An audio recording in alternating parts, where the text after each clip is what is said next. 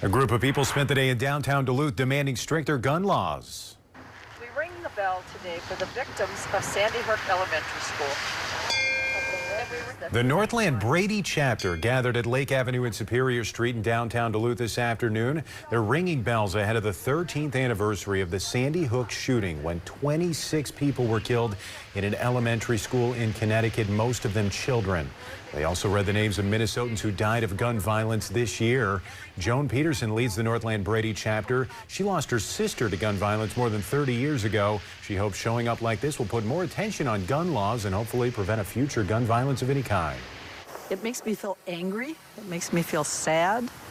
I'm worried about our children. I think we have a whole generation of children who have PTSD, not only from the shootings, but from the drills that they have to go through, the active shooter drills. Peterson says she hopes to see lawmakers be courageous and take action. She also called for gun owners to make sure their firearms are stored safely and out of kids' reach.